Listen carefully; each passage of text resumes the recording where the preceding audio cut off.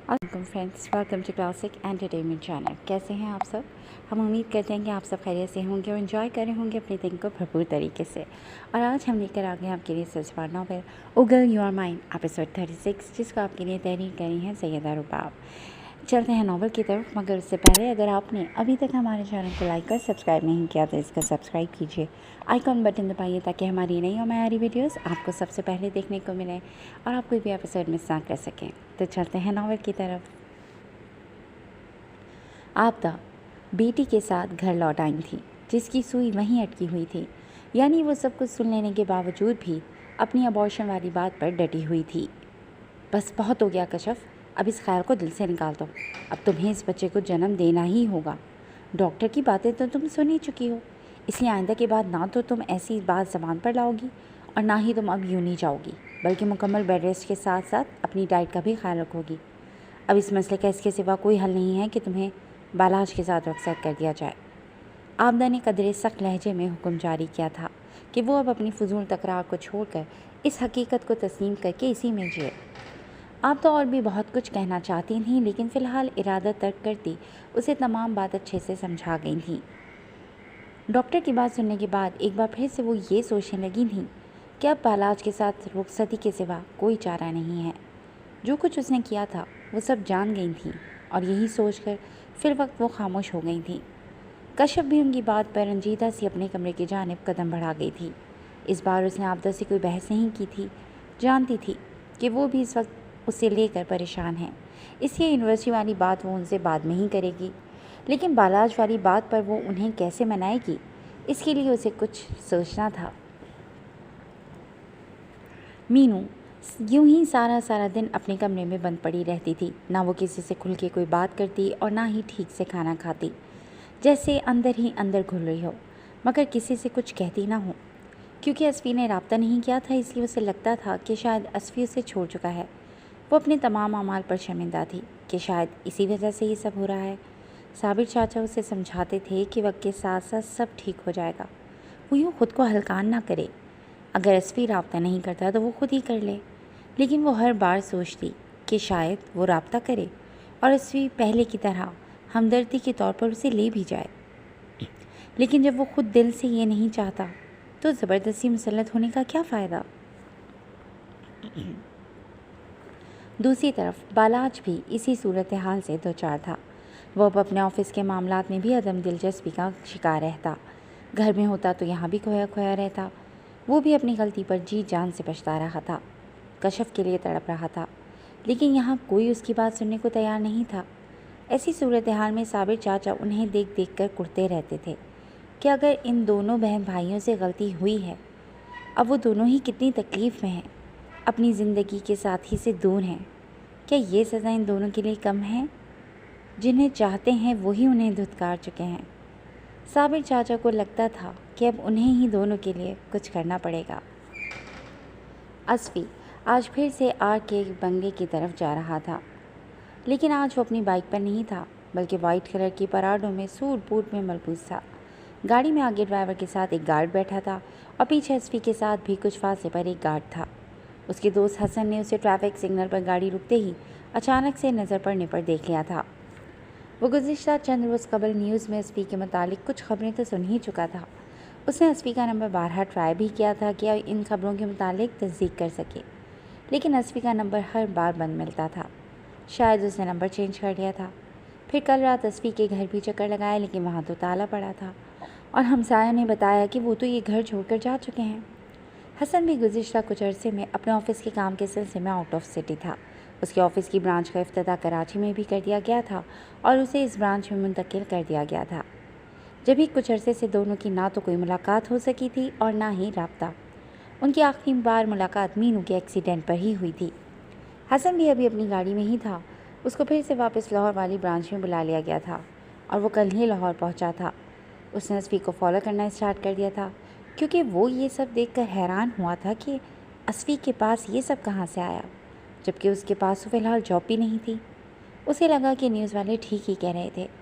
उसने मर्डर भी किया है और अब शायद गलत कामों में भी पड़ चुका है। असफ़ी के बारे में हसन के बाबा भी हसन से कई बार पूछ चुके थे, जो कि पुलिस डिपार्टमेंट से ही ताल्लुक़ रखते थे। لیکن حسن کو خود کچھ نہیں معلوم تھا انہیں کیا بتاتا۔ گاڑی RK کے فارم ہاؤس کے باہر گیٹ کھلنے کے انتظار میں رکی تو حسن نے سوچا وہ گاڑی سے نکل کر اسفی سے ملاقات کے لیے جائے، لیکن اتنے میں گیٹ کھل چکا تھا اور اس کی گاڑی اندر جا چکی تھی۔ حسن وہیں باہر ہی کچھ فاصلے پر رک کر اس کا انتظار کرنے لگا۔ میں نے تمہارے اسلام آباد کے ٹکٹس کنفرم کروا دیے ہیں۔ تمہارے ساتھ میرے کچھ لوگ بھی جائیں گے تاکہ جس ہوٹل میں تم رکو یہ تمہارے ساتھ ساتھ رہیں اور تم جہاں جاؤ تمہارے ساتھ جائیں اور تمہاری حفاظت کو یقینی بنائیں۔ اسفی کے اندر آتے ہی RK بھی وہاں پہنچ چکا تھا۔ دونوں ایک ہال نما کمرے میں آمنے سامنے نشستوں پر دراز تھے۔ میں اپنی حفاظت خود کرنا جانتا ہوں، اس بات کی تم فکر نہ کرو، اور یہ فضول میں میرے ساتھ فوج کو مت بھیجو، انہیں یہیں رکھو اپنے پاس۔ اسفی نے RK کی بات کے جواب میں اس کے پیچھے کھڑے لوگوں کو دیکھ کر کہا۔ کچھ ہی دیر میں ملازم وہاں ڈرنک رکھ کر جا چکا تھا۔ یہ سب پروٹوکول اب تمہارے لیے ضروری ہے کیونکہ تم اب AK ہو۔ ہمیشہ جس کے ارد گرد بہت سے لوگ اس کی حفاظت کے لیے رہتے تھے۔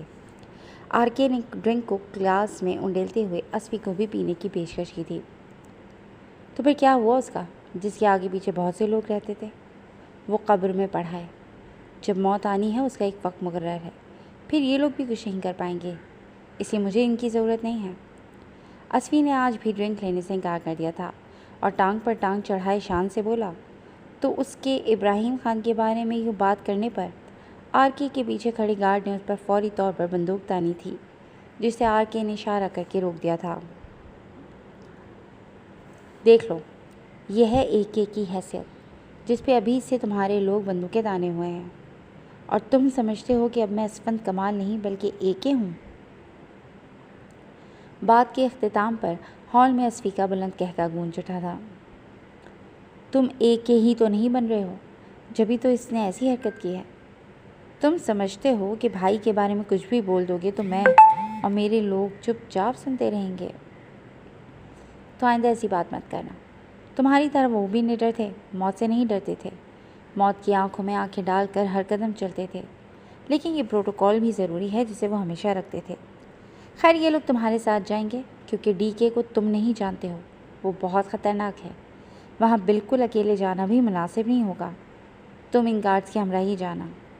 RK نے اسے اپنے انداز میں سمجھایا تو وہ خاموشی سے اس کی بات سنتا وہاں سے اٹھ آیا تھا۔ اور DK ابھی مجھے نہیں جانتا، میں اس سے بھی خطرناک انسان ہوں، چلتا ہوں اب۔ اسفی اپنی بات کہتا وہاں سے نکل چکا تھا، جبکہ فی الحال تو RK اس کی باتوں سے اور غصے سے متاثر نظر آتا تھا، لیکن اب اس کے کام کا بھی منتظر تھا۔ وہاں سے نکلتے ہی حسن پھر سے اس کے پیچھے پیچھے تھا، اور یہ بات فرنٹ سیٹ پر بیٹھے اس کے ڈرائیور اور گارڈ نے بھی محسوس کی تھی کہ کوئی مسلسل انہیں فالو کر رہا ہے۔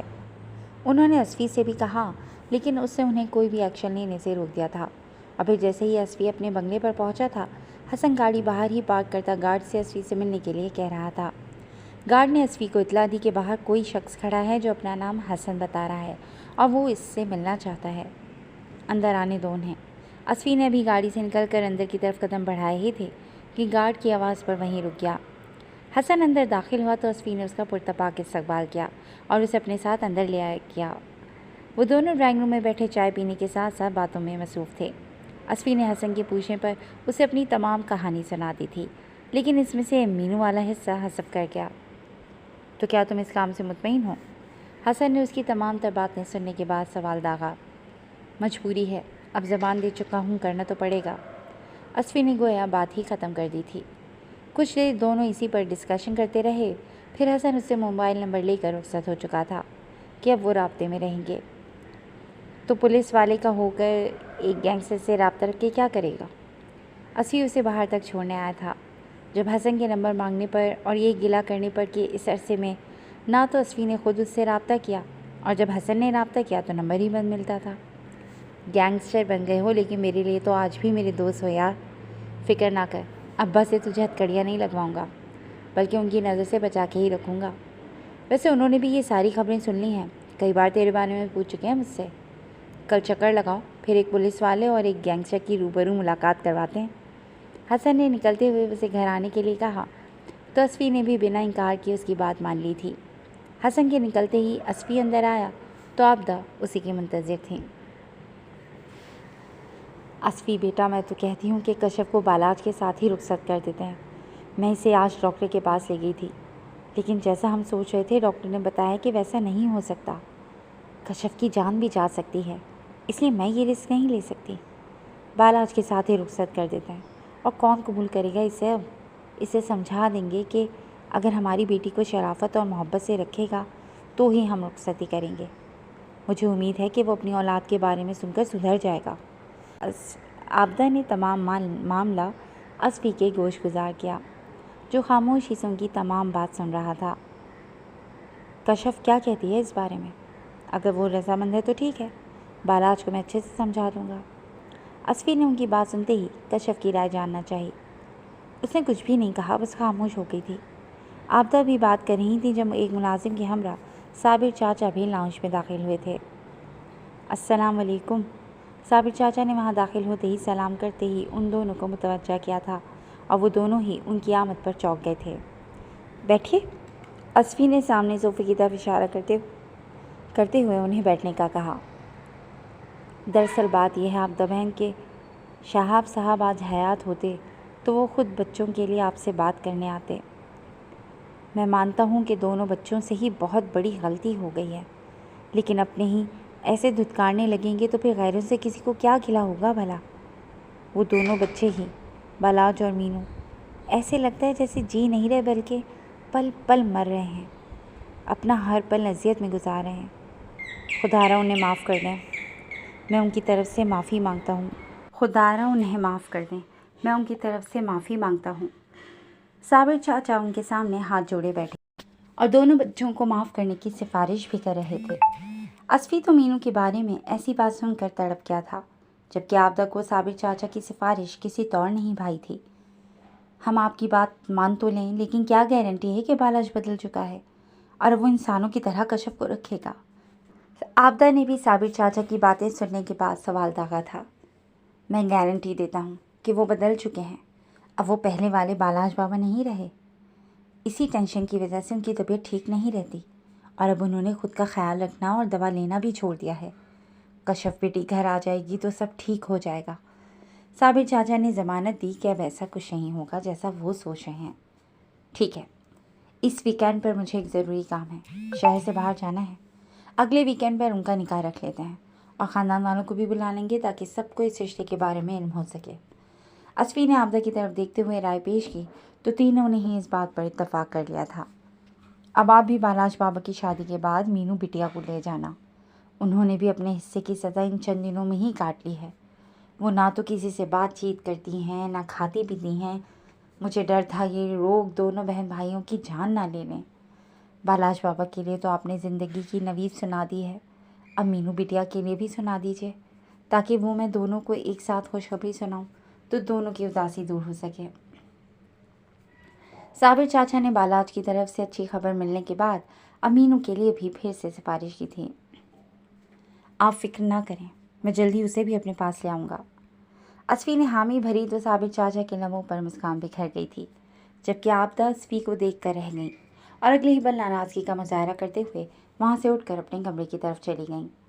ملازم چائے لے آیا تھا۔ صابر چاچا اسفی کے ممنون ہونے کے ساتھ چائے پینے لگے تھے، جبکہ اسفی سوچ رہا تھا مینو کو لانے سے قبل اسے اپنی ماں کو راضی کرنا ہوگا۔ دوسری طرف کشف سکون سے سو رہی تھی، اس بات سے یکسر انجان کہ جلد ہی اس کی بالاج کے ساتھ رخصتی ہونے والی ہے۔ جی فرینڈز، آج کے لیے بس اتنا ہی۔ کیسی لگی آپ کو آج کی ایپیسوڈ؟ یقیناً پسند آئی ہوگی۔ جڑے رہی گا کلاسک انٹرٹینمنٹ چینل کے ساتھ، جہاں بہت جلد ہم ایک نئی ایپیسوڈ لے کر حاضر ہوں گے۔ ٹل دین ٹیک کیئر اینڈ اللہ حافظ۔